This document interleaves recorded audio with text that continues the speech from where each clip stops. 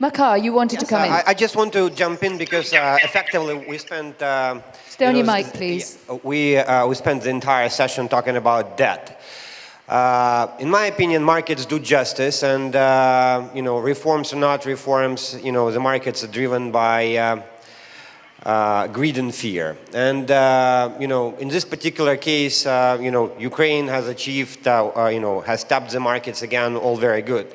The other alternative is IMF. But in reality, with debt to GDP where it is now, we shouldn't be talking about the price of the next billion that we can borrow, because very quickly it will, the debt to GDP, if we continue in the path, IMF stops, of borrowing and not doing anything. IMF will stop lending because we would be in breach of key, debt ceiling ratios and so on and so forth. We would be in breach of, the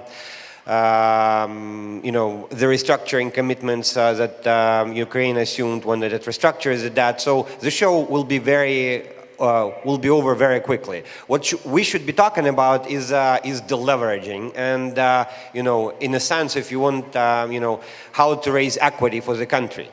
And and in my opinion, and I argued about it last year, I will continue arguing it, that we can rely on the private sector and fundamental kind of stable macro growth, but as was discussed in the previous panels, it's not going to get us anywhere. What we need is ways to stimulate growth that will allow us to get a better credit rating. The better credit rating, if the interest rates stay where they are, will achieve will let us lower the cost of debt and so on and so forth.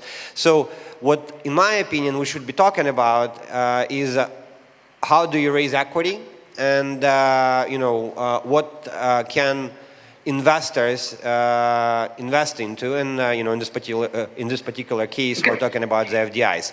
And my argument is that without the government interference, i.e. structural reforms, unfortunately Ukraine doesn't have much to offer, at least on the private sector side. And just bring it to a question if you can. Well, it's not a question. It's a comment. I don't have any questions. It's a comment. Well, can I briefly